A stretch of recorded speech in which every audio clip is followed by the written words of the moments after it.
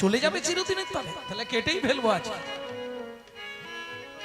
কেশাগ্যটা স্পর্শ করেছে। ও মায়েরা, বিশেষ করে আমার বাবাদেরকে বলবো, নারী শত অপরাধ করুক, দড়ি দিয়ে বেঁধে মারুন, তাতে ক্ষতি নেই, তবে চুলে কোনোদিনও হাত দেবেন না।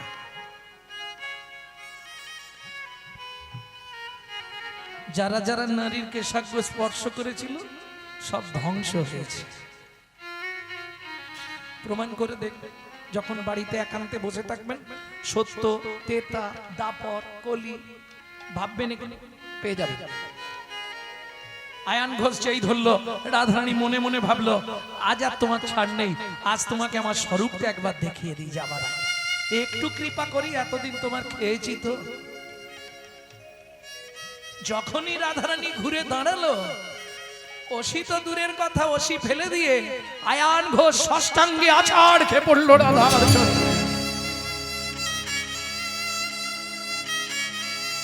চিৎকার করে কাঁদছে আর বলছে, পূর্ণ ব্রহ্মময়ী রাধা শ্রীকৃষ্ণের অঙ্গ আধা, জ্ঞান চোখে হেরিল আয়া, জ্ঞান চোখে হেরিল আয়া। হে কিশোরী তব পদে যুগে যুগে বাধা রব, হে কিশোরী তব পদে যুগে যুগে বাধা রব। কি রূপ তুমি করিলে শিয়া, পূর্ণ ব্রহ্মময়ী রাধা। বুঝে নিলে ব্রহ্ম কি দিয়ে তৈরি? কি গো, ব্রহ্ম কি দিয়ে তৈরি? মানুষ কি দিয়ে তৈরি? আগে এটা বলুন তো দেখি, তারপর ব্রহ্মে যাব। মানুষ কি দিয়ে তৈরি? তিনটে জিনিস তো, রক্ত, মাংস, হাড়। কটা? তিনটে। কটা হাড় আছে? 205টা। তুমি কেন 206টা বলবে? পুরুষ যদি 206টা বলে মেনে নেবো, নারীর 205টা। এখানটা নেই। পুরুষদের যে গলায় কাঠিটা থাকে, কাঠি হাড়টা, এটা নারীদের থাকে না। যার জন্য 25-30 বছরের পুরনো কথা ঢেকুর দিলেই বের করবে, ও পেটে কথা রাখতে পারবে না। এই কারণে নারীর পেটে কোনোদিন কথা থাকে না, এই কাঠিটা না। হরি বল, হরি বল। তাহলে তিনটে সত্তা দিয়ে পুরুষ মানুষ তৈরি, তাই তো? রক্ত, মাংস, হাড়। বাহ, সুন্দর বলে দিয়েছে মা। ব্রহ্ম কটা সত্তা দিয়ে তৈরি মা? তিনটে, সৎ, চিত, আনন্দ। ভগবান কটা সত্তা দিয়ে তৈরি? তিনটে সত্তা, সৎ, চিত, আনন্দ। রাধা কটা সত্তা দিয়ে তৈরি? সৎ, চিত, আনন্দ। এইবার বলুন রাধাকে। আমাদের মতো কি রক্ত মাংস দিয়ে রাধা তৈরি? তিলক বাঞ্ছিত প্রেম পঞ্চম পুরুষার্থ, অহৈতুকী ভালোবাসা এই প্রেমেরই মাহাত্ম্য। কোথা থেকে বললাম? রাধা রস সুধা নিধি। শাস্ত্র পড়তে হবে, নালে বোঝা যাবে। উল্টো পাল্টা বলে দিলাম একটা সম্বন্ধে, এগুলো ঠিক না। ভক্তমন্ডলী, ভক্তিমতী মায়েরা, তাহলে যেখানটায় ছিলাম সেখানটায় চলুন। ন পারায় হন, আমি এ জীবনে পারলাম না। রাধে তুমি কাঁদছো কেন? বধূ, কাল রাত্রিতে আমি স্বপন দেখেছি। কি স্বপন দেখলে? তোমার কাছে বলতে লজ্জা করছে। ওমা, আমার কাছেও লজ্জা? লজ্জা ত্যাগ করে বলো রাই, কি স্বপন দেখেছো? বধূ, বলবো কি করে? আরে বলো না রাই, কি দেখলে? বধূ, একটা সুন্দর, দেখতে সুন্দর পুরুষ আমাকে এসে জড়িয়ে ধরলো। রাধে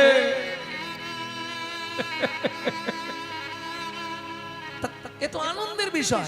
তোমাকে কোন সুন্দর পুরুষ জড়িয়ে ধরেছে, এটা তুমি স্বপ্নে দেখেছো, এটা তো আনন্দের বিষয়, এতে কাঁদছো কেন?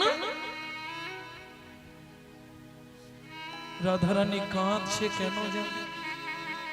বধূ হে, এই দেহ মন প্রাণ জীবন যৌবন আমি যে সব তোমাকে দিয়েছি, সেই দেহ যদি অন্য কোন পুরুষ এসে আমায় লালসার চোখে দেখে, তাহলে তো আমি বিচারিণী হয়ে গেলাম। বিচারিণী হয়ে গেলাম। ও বধূ, যার জন্য আমি কাঁদছি, তুমি বলো না আমি এখন কি করব? সুন্দরী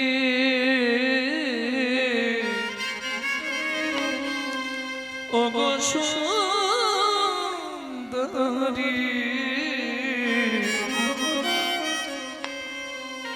যে দেখিলে গৌরাঙ্গ সাজু, তুমি যে দেখিলে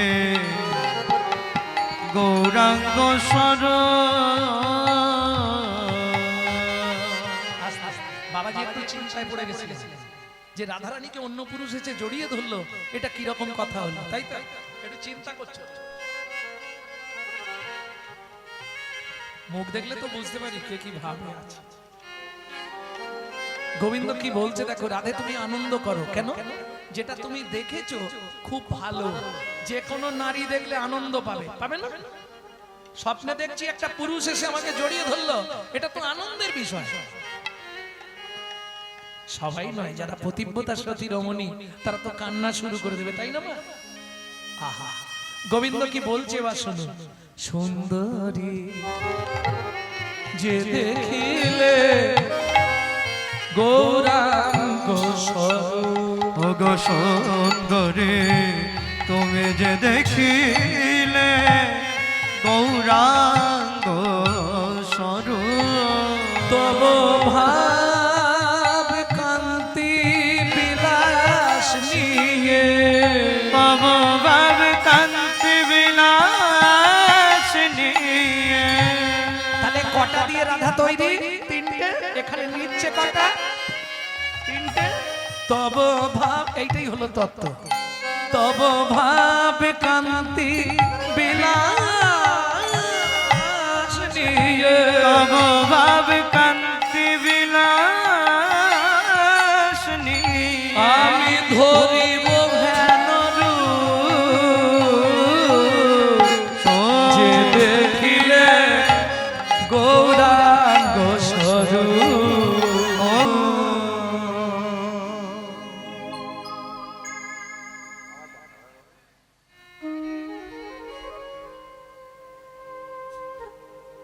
জয় রাধে।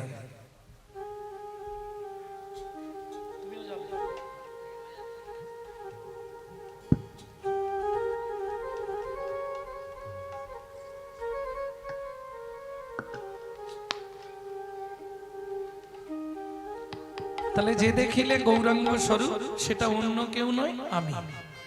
ওই জন্য ওই শ্লোকটা প্রথমে বললাম, ন পারায় হাঙ্গার জুসাং দিজো স সাধু কীর্তন দেবু ধাপি জো পিব দুর্জর গৃহ সিংকল মচনং তদ ভকতি জ্যোতি সাধুনা।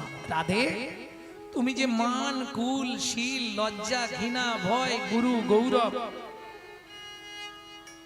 সব ত্যাগ করে আমাকে ভালোবেসে চোরাই, সমস্ত দেবতার পরমায়ুটা যদি তোমাকে দিয়ে দিই, এতেও তোমার ঋণ শোধ হবে না।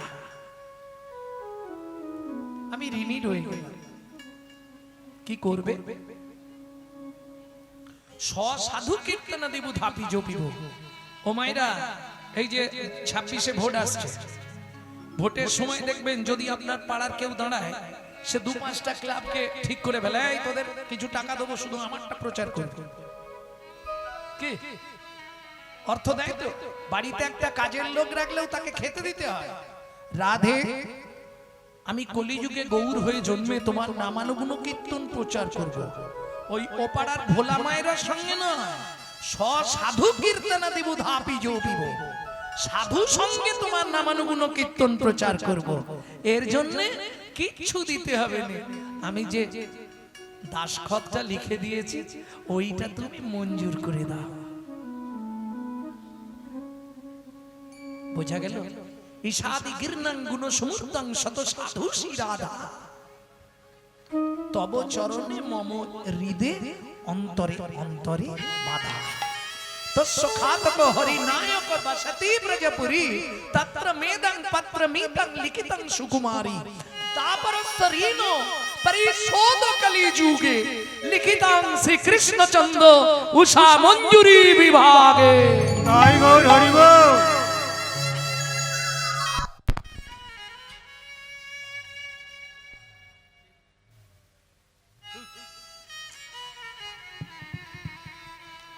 লিখিতাং শ্রী কৃষ্ণচন্দ্র উষা মঞ্জুরি বিভাগে। আমার ওই ঋণটা তুমি শোধ করে দেবে। তাহলে গৌর আসার পিছনে কারণ কি? তিনটে কারণ। কইছন তুয়া প্রেমা, কইছন মাধুরিমা, কইছন সুখে তুহু ভোর, এ তিন বাঞ্ছিত ধন ব্রজে না হইল পুরাণ, কি করিব ভাবি না পাইও। আজকে যদি গৌর না আসতো, ভাবিয়া দেখিনু মনে তুহার স্বরূপ বিনে এই প্রেম আস্বাদ নাহি হয়।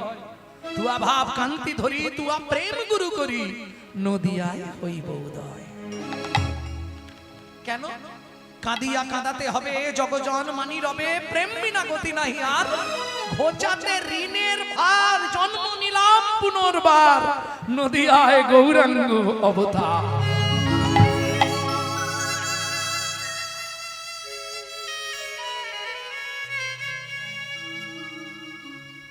এই যে সাধুদের মেলা, এটাকে বলে সাধুর মেলা, ভক্তের মেলা, তাই তো বাবা? যদি গৌর না আসতো, যদি গৌরাঙ্গ না হতো, কেমন হইতো, কেমনে ধরিতাম দে। এখানে দে মানে ভাববেন না মানব দেহের কথা বলা হলো। কোন দেহ? যে দেহটা মন্দির সদৃশ, যে দেহটা শ্মশান সদৃশ, সেটার কথা কিন্তু বৈষ্ণব কবি বললেন না। তাহলে কোনটা মন্দির আর কোনটা শ্মশান চিনব কি করে? দেখো মায়েরা, চলে গেলে যেন গালাগালি দিও না।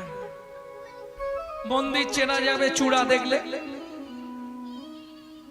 কে কোনটা মন্দির জানা যাবে না? চূড়া দেখলেই চেনা যাবে এটা মন্দির।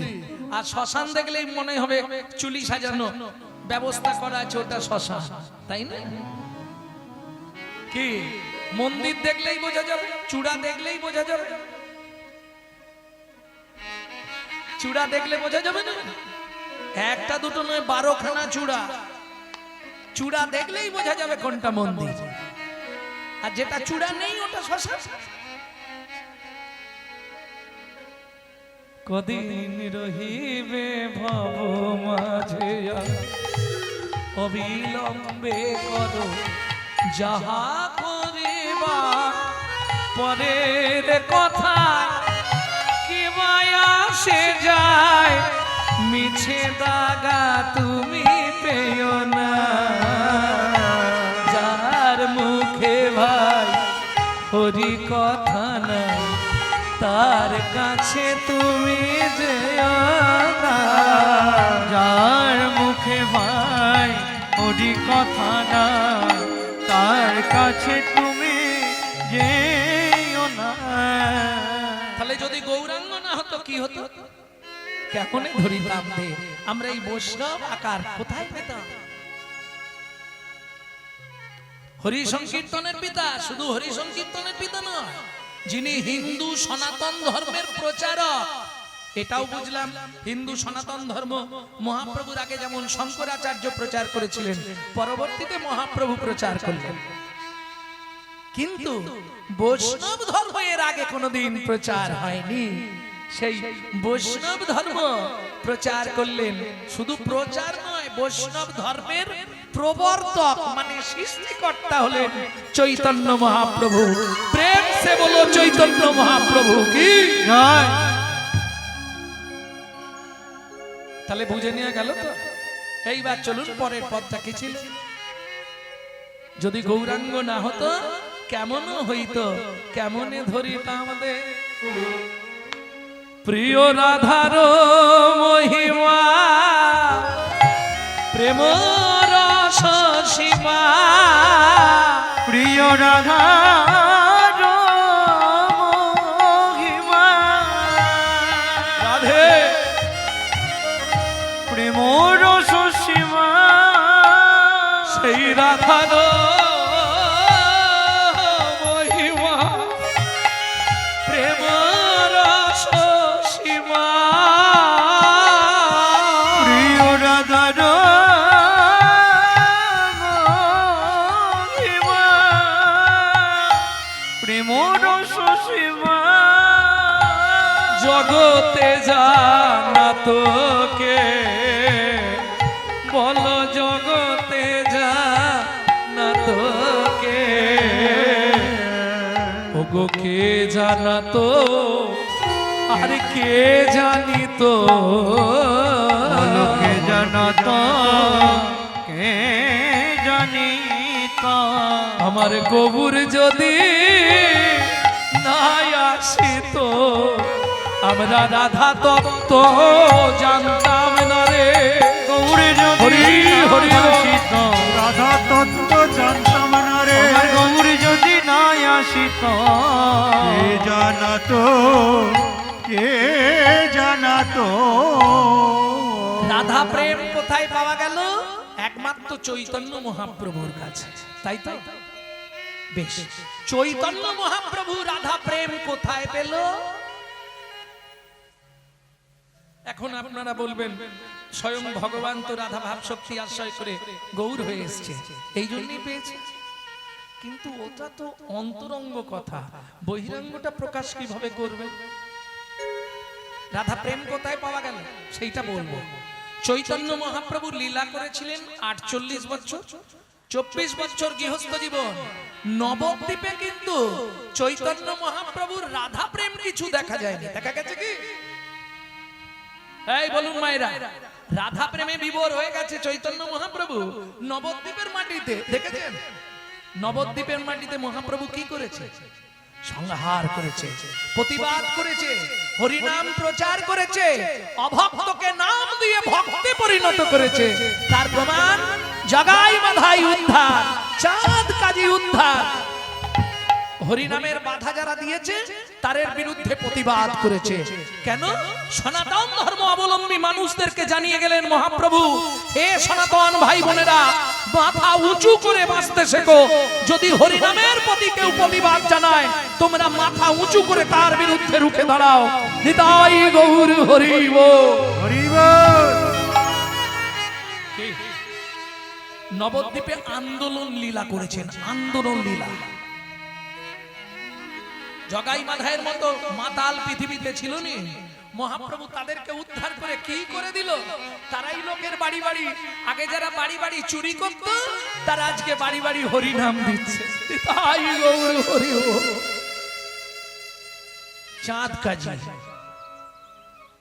হরি নাম বন্ধ করে দিল খোল ভেঙে দিল যখন মহাপ্রভুকে এসে বলছে প্রভু আমরা কাল থেকে হরি নামে আর বেরোবো না কেন তোমরা কাঁদছো কেন কি হয়েছে ওই চাঁদ কাজীর লোকেরা খোল ভেঙে দিয়েছে আমাদের করতাল কেড়ে নিয়ে নদীতে ফেলে দিয়েছে মহাপ্রভু বললেন তোমরা অনেক দেরি করে ফেললে এই সন্ধ্যে 7টার সময় আমায় বলছো এখন আমি কি করব মশাল জ্বালিয়ে নিয়ে রাত্রির 2টোর সময় চাঁদ কাজীর বাড়িটা ঘেরোয়া করলেন এগুলো শুনে রাখা দরকার আপনাদের যারা সনাতন ধর্ম নিয়ে থাকেন তাদের অবশ্যই এগুলো শোনা দরকার কারণ দিন আসছে কিন্তু রুখে দাঁড়ানোর না হলে সরে যেতে হবে জায়গা থেকে প্রাণ চলে যায় যাক জায়গা কিন্তু ছাড়বো না আমি সনাতন আমার ধর্ম হিন্দু সনাতন ধর্ম প্রতিবাদ করতে শিখুন রাত্রি 2টোর সময় চাঁদ কাজীর বাড়ি ঘেরোয়া করলেন কে খোল ভেঙে দিয়েছে তাকে বেরোতে বলে এমন উগ্রমূর্তি মহাপ্রভু চাঁদ কাজীর বুকের ওপর বসেছে বাবু চাঁদ কাজী চোখ খুলেই দেখছে স্বপ্ন কি স্বয়ং নৃসিংহদেব বসে আছে বুকের ওপর ওদিকে বাইরে আওয়াজ আর এখানে নৃসিংহদেব বুকের ওপর কাজী সাহেব যদি নিজের প্রাণ বাঁচাতে চাও হরিনাম প্রচার করো উদ্ধর সাথে ছুটে গেলেন খুলে দাও ওদের আমি চাঁদ কাজী আজ থেকে ঘোষণা করে দিলাম, আমার বংশে যে বা হরি নামের বিরোধিতা করিবে 7 জন্ম সেই জন আত্মঘাতী হবে, তাকে তেজপুত্র বলে আমি ঘোষণা করব এই মিয়াপুরের মাটিতে। মায়াপুর পরে, অপরাধ নেবেন না। মহাপ্রভুর নবদ্বীপ লীলায় দেখতে পেলাম শুধু আন্দোলন করে গেলেন, হরিনাম কিভাবে প্রচার করতে হবে।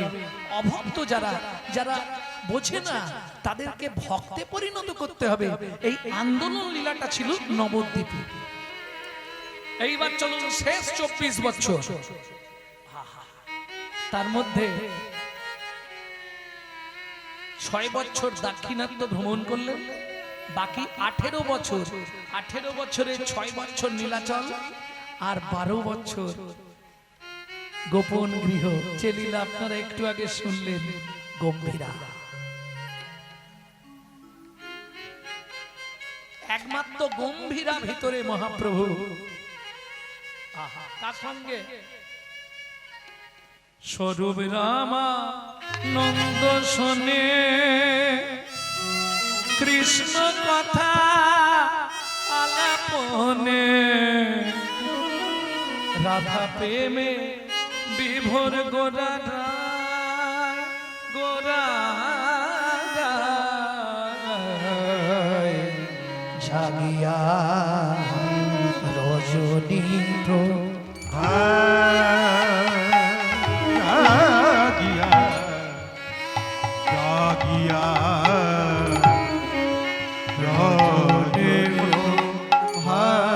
গম্ভীরা ভিতরে গোরা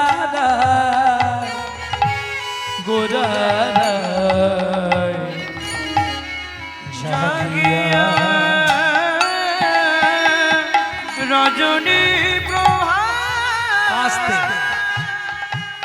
যেহেতু গম্ভীরা শুনেছেন একটু আগে, ওদিকে আর যাচ্ছে না। সেই গম্ভীরায় মহাপ্রভু রাধা প্রেম পেলেন। আস্তে, কোথা থেকে পেলেন? স্বরূপ রায় রামানন্দের সঙ্গে কৃষ্ণ কথা বলতে বলতে রাধা প্রেম পেলেন। কি করে? ললিতা আর বিশাখা। ভালো করে বুঝে নিন, এই কথাগুলো খুব গোপন কথা তো। ললিতার বিশাখা, কিন্তু শুধু কি তারাই রাধা প্রেম বললেন? না, তারা বললেন না, তারা জানালেন। কিন্তু রাধা প্রেম পেলেন মহাপ্রভু কোথা থেকে? শুনুন, এবার বলবো। চণ্ডীদাস বিদ্যাপতি রায়ের নাটক গীতি, রায়ের নাটক গীতি, বিল্লমঙ্গল শিগীত গোবিন্দ, শ্রীগীতি গোবিন্দ, স্বরূপ রামানন্দ শোনে মহাপ্রভু রাত্রি দিনে গায়ে শোনে পরম আনন্দ, গায়ে শোনে পরম আনন্দ। কি শুনলাম? চণ্ডীদাসের পদাবলী, বিদ্যাপতির পদাবলী।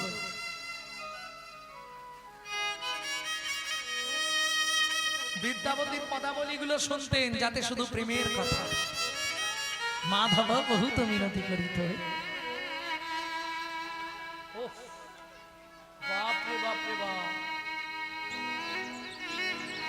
এইগুলো দিন রাত মহাপ্রভু শুনতেন। চণ্ডীদাস বিদ্যাপতি রায় রামানন্দের কৃষ্ণ বল্লভম নাটক শুনতেন। আর বিল্লমঙ্গল কথাটা বলে ফেললাম, বিল্লমঙ্গলের লেখা কৃষ্ণ কর্ণামৃত। মহাপ্রভু রাত্রি দিন শুনতেন। আর কি শুনতেন? সব সময় হারাই হারাই বলে কাঁদতেন। কি শুনে? কবি জয়দেবের গীত গোবিন্দ। বুঝে নেওয়া গেল প্রিয় রাধার মহিমা, প্রেম রস সীমা জগতে জানা তোকে বলো। প্রিয় রাধার মহিমা, প্রেম রস সীমা জগতে জানা তোকে। মধুর বিন্দা বিপিন মাধুরী মধুর বৃন্দা বিপিন মাধুরী মধুর বৃন্দা। আস্তে থাক, এইটুকুই তো। বলতে হবে মানুষকে, না বুঝলে খালি পদ গাইলে তো হবে না নাকি। মধুর বৃন্দা, বৃন্দা বলতে কি বুঝলেন একটু আমাকে বলুন তো। গানটা তো সবাই জানি, গানটা সবাই গায়, বৃন্দা বলতে কি বুঝলেন? মধুর বৃন্দা বিপিনে মাধুরী প্রবেশ চাতুরী সার, এইটুকু শুনবো।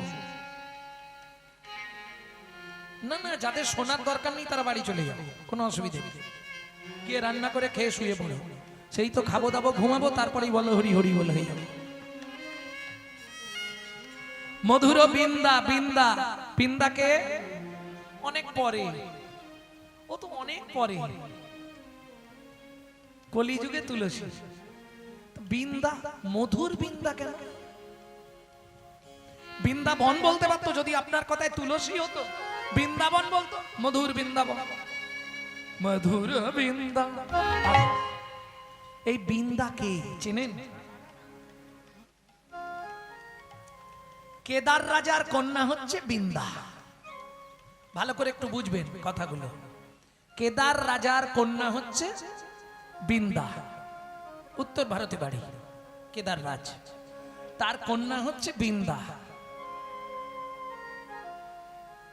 আমরা যখনই যৌবনে পদার্পণ করি, বাবা মার কাছে কিছু আবদার রাখি। কিরে মা, আজ দুদিন ধরে তুই শুধু আমার সামনে আসিস, চলে যাস, কিছু বলছিস নে। বাবা, শুনলাম তোমরা নাকি ঘটক টটক ঠিক করছো আমার বিয়ের জন্য। হ্যাঁ রে মা, ছেলে মেয়ে বড় হলে বাবা মার একটা চিন্তা, অদত্তা কনয়া, কতক্ষণে তাকে বিদায় দেব। কি বিয়েটা দিয়ে দিতে পারলে বাবা মা ভাবে ঝাড়া হাত পা হয়ে গেলাম। কি এটাই কি প্রকৃত বাবা মা? শুনবেন একটু পরে কবি জয় দেবে গিয়ে প্রকৃত বাবা মার কি চাওয়া। আহা, বৃন্দা কিছু বলবি তুই? বাবা আমার একটা আবদার ছিল, তুমি সেই তো আমার বিয়ে দেবে, পরের বাড়ি চলে যাব, তোমার কাছে তো থাকবো না, অন্য জায়গায় চলে যাব। বাবা কি যদি তুমি আর মা আমাকে অনুমতি দাও, উত্তর ভারতের ওই গভীর জঙ্গলে বসে আমি সাধনা করতে চাই। কি বলছিস মা? এত কষ্ট করে তোকে বড় করলাম, তুই শেষে। শুনেছি পুরাণে যে বংশে একজন বৈষ্ণব সন্তান জন্মায়, সে মাতৃকুল পিতৃকুল 14-14-28টা পুরুষকে উদ্ধার করে দেয়। বেশ, তোর যখন ইচ্ছা চোখের জল মুজমা, আমি অনুমতি দিলাম। পিতা মাতার অনুমতি পেয়ে বৃন্দার আনন্দের সীমা নেই। চলে এলো ওই জঙ্গলে, যেটা এখন আপনারা বৃন্দাবন ছিলেন, আগে ওটা জঙ্গল ছিল, বাঘ সিংহে ভর্তি ছিল।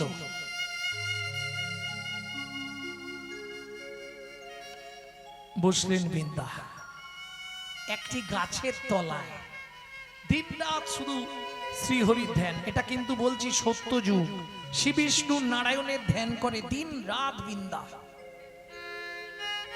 এমন নামের প্রভাব, এমন জপের গুণ, এমন ধ্যান, এমন সাধনা, বাঘ সিংহ যত হিংস্র জন্তু জানোয়ার পোকা মাকড় কীট পতঙ্গ ওই বন থেকে সব আস্তে আস্তে পালাতে শুরু করলো। কি হলো? যত মধুর ফুলের গাছ, যত মধু ভর্তি ফলের গাছ সৃষ্টি হয়ে গেল গোটা।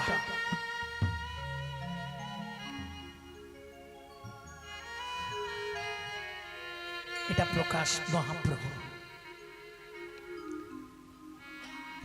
ভক্তমণ্ডলী, ভক্তিমতী মায়েরা, ভগবান জানতে চাইলেন শ্রী বিষ্ণু নারায়ণ বৃন্দা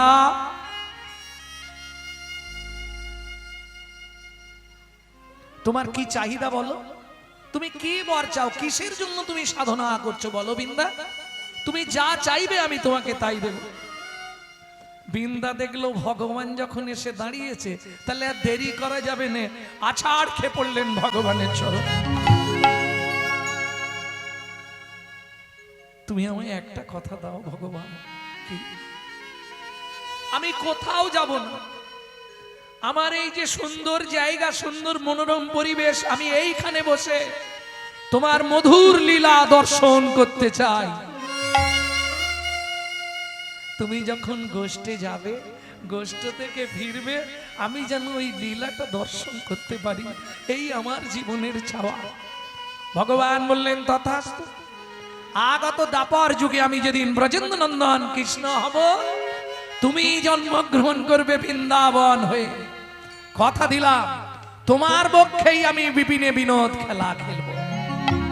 মধুর বৃন্দা বিপিন মাধুরী, মধুর বৃন্দা বিপিন মাধুরী, মধুর বৃন্দা বিপিন মাধুরী, মধুর বৃন্দা বিপিন মাধুরী। আচ্ছা, এই কথাটার সঙ্গে মহাপ্রভুর কি কথা এলো যে এই জায়গায় কবি ওই কথাটা বসালেন? প্রবেশ চাতুরী আস্তে বৃন্দাবনে, বৃন্দাবনে প্রবেশ করার যে চাতুরতা, এটা একমাত্র চৈতন্য মহাপ্রভু শিখিয়ে গেলেন। কি করে একটু বলে নিন, একটু বুঝে যান। বিশেষ করে যারা ভজনশীল ব্যক্তি তাদের খুব সুবিধে হবে। এই চাতুরতাটা কি? যেমন আমাকে যদি কেউ বলে বৃন্দাবন গেছিলেন, গেছিলাম। প্রবেশ করেছেন? না। তাহলে বৃন্দাবনে যাওয়া আর বৃন্দাবনে প্রবেশ করা, এই দুটোর মধ্যে পার্থক্য কি এটাকে জেনে নিন। বৃন্দাবনে যাওয়া মানে গেলাম, ঘুরলাম ফিরলাম, 15 দিন 20 দিন 1 মাস থেকে আবার গো টু দা হোম, সেই যেই জ্বালা সেই জ্বালার তলায় চলে এলাম। কি এলতলা বেলতলা ঘুরে বুড়ির কুলতলায় এসে আবার ঠিক। এটাকে বলে বৃন্দাবন যাওয়া, প্রবেশ করা নয়। আর যারা দেখবেন বৃন্দাবনে গিয়ে মাসের পর মাস, বছরের পর বছর গোপী ভাব নিয়ে বসে সাধনা করছে রাধা কুণ্ডের তীরে, তারা প্রবেশ করেছে। তাহলে ঘুরতে যাওয়া আর প্রবেশ করা দুটো কিন্তু এক নয়। যেমন ধরুন আমি নালন্দা বিশ্ববিদ্যালয়ে ঘুরতে গেছিলাম। ও ভাই কোথায় গেছিলে গো? নালন্দা বিশ্ববিদ্যালয় দেখে এলাম। তাহলে ওর দেখে আসাটা আর আরেকজনের নালন্দা বিশ্ববিদ্যালয়ে পড়াশোনা করাটা, দুটো কি এক হবে? কখনোই এক হবে কি? সে তো সেখানে থেকে পড়াশোনা করেছে, তারপরে আরে গেছে, ঘুরেছে, চলে এসছে। আমরা বৃন্দাবন যাই, দেখি, ঘুরি, 1 মাস 15 দিন 2 মাস, কেউ নিয়ম সেবার মাসটা পুরোটা থাকে, ঘুরে আবার চলে আসে। কিন্তু যারা ব্রজে বসে রাধা প্রেমকে আশ্রয় করছে, যারা ব্রজে বসে গোপী ভাব সিদ্ধ হয়ে গেছে, তারা ব্রজের চাতুরতাটা জেনে গেছে যে ভগবানকে পাওয়ার একটাই চতুরতা, সেটা হলো দিন রাত শুধু ভজন করতে হবে। ভজন বিনে তাকে পাওয়া যাবে না।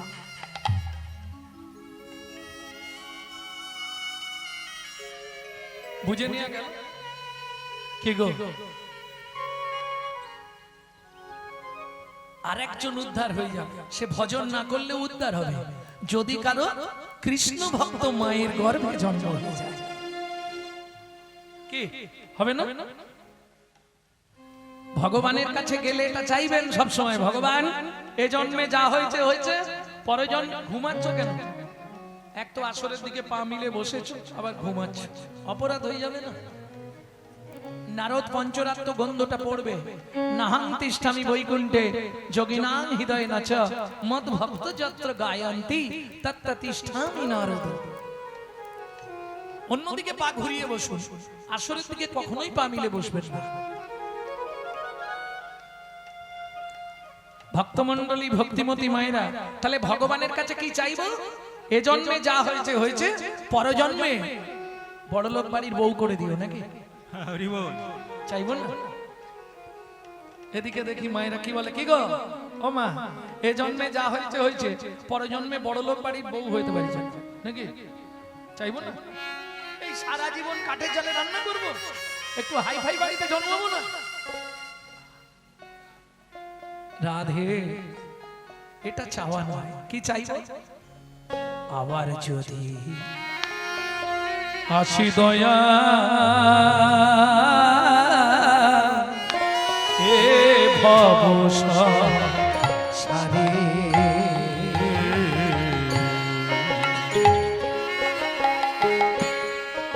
আবার যদি আসি দয়া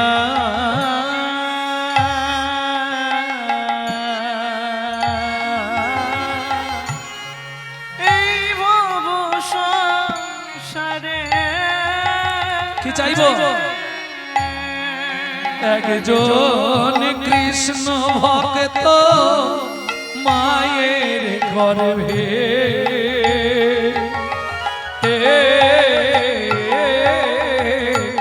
জন্ম দিও।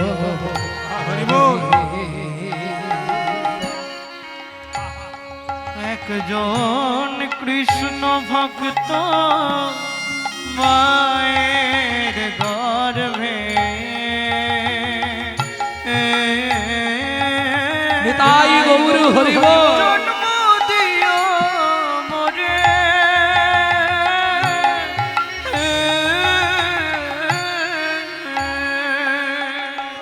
বিশ্বাস করবেন না, আমি মন্দিরে বাড়িতে থাকলেই তো মন্দিরে যাই, তা মন্দিরে ঢুকলেই, কারণ আমার বাড়ির যে গেটটা ঠিক গেটে ঢোকার আগে ডান দিকে মন্দিরের গেট, তা মন্দিরে গেলেই ভগবানকে দিনরাত বলি, এ জন্মে যা করেছো করেছো, পরজন্মে আর ব্রাহ্মণ কুলে জন্ম দিও না।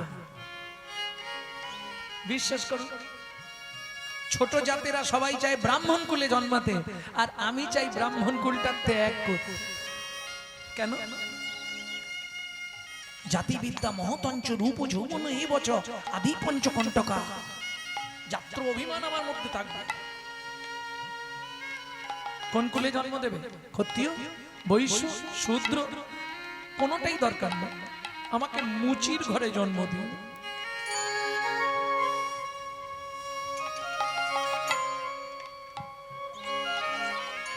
আমি মুচি হইয়া সুচি আমি মুচি হইয়া সুচি হব,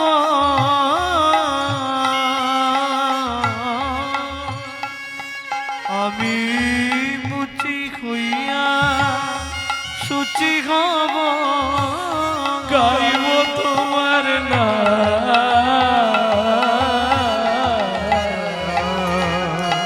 তোমার মতো নেই গো আপন জন,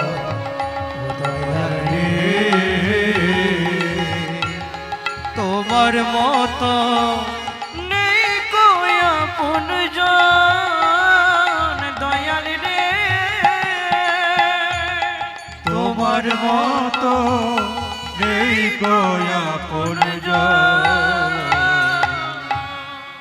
ও মায়েরা, মুচির ঘরে জন্মাই তাতে কষ্ট নেই, কিন্তু মা যেন হয় কি বললাম কৃষ্ণ ভক্ত, তাতে তোমার লাভ কি হবে? আহা,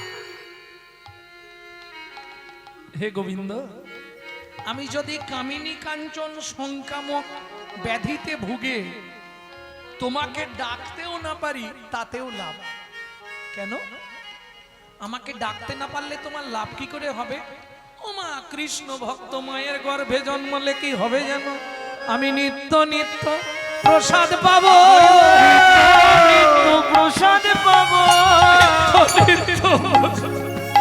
নিত্য নিত্য প্রসাদ পাবো, নিত্য নিত্য প্রসাদ পাবো, উদ্ধার হব, নিত্য নিত্য প্রসাদ পাবো, জন্মে উদ্ধার হব, নিত্য নিত্য প্রসাদ পাবো, প্রসাদ পেয়ে উদ্ধার হব, নিত্য নিত্য প্রসাদ পাবো, জন্মে উদ্ধার হব, নিত্য নিত্য প্রসাদ পাবো, উদ্ধার হব, নিত্য নিত্য প্রসাদ পাবো।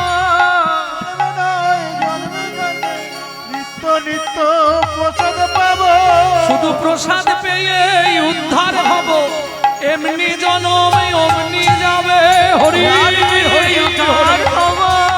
জনম অগ্নি যাবে আমি প্রসাদ পেয়ে উদ্ধার হব। নিত্য নিত্য প্রসাদ পাব। তাহলে কৃষ্ণ ভক্ত মায়ের গর্ভে জন্মালে সুবিধেটা কি বুঝতে পারলেন? তুমি যদি ভজনশীল নাও হও, তুমি যদি ভজন নাও করতে পারো, প্রসাদের এমন গুণ মহিমা, তুমি 1 সপ্তাহ 2 সপ্তাহ 1 মাস 2 মাস 3 মাস প্রসাদ পেতে থাকো, দেখবে প্রসাদ তোমাকে টেনে আনবে কৃষ্ণ ভজনের পথে।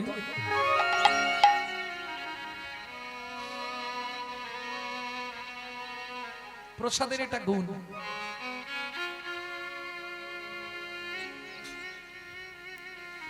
কারণ এটা আমি আমার নিজেকে দিয়ে উপলব্ধি করে বুঝেছি। আমার বাবা যখন মারা যায়, সংসারে খুব বেহাল অবস্থা। একটা মঠে চলে গেলাম ঠাকুরের সেবা পূজা করতে, সামান্য কিছু, তখনকার দিনে মনে হয় 200 টাকা করে আমাকে দিত। তখনকার দিনে সেবা পূজা করতে গেলাম, কিন্তু মা আর আমি দুটো মানুষ, তা 200 টাকা দিলে মায়ের চলে যাবে তখনকার দিনে। যখন 6 মাস কেটে গেল, একদিন হঠাৎ মনে হচ্ছে ভগবানের সেবা করে পয়সা নেওয়াটা ঠিক নয়, কালকে কমিটির ম্যানেজারকে বলবো আমাকে আর টাকা দেবেন না।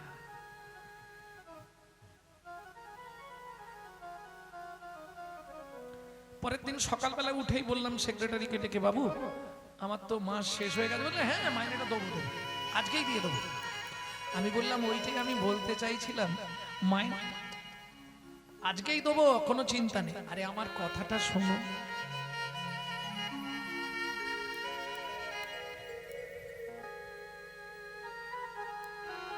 বলো ওই টাকাটা আমাকে দিতে হবে না, মন্দিরের সেবায় লাগিয়ে দেবে। বললে কেন, আপনার চলবে কি করে? মা আছে বাড়িতে, যে চালাবা তিনি চালাবে, কিন্তু ভগবানের সেবা করে অর্থ নেব না।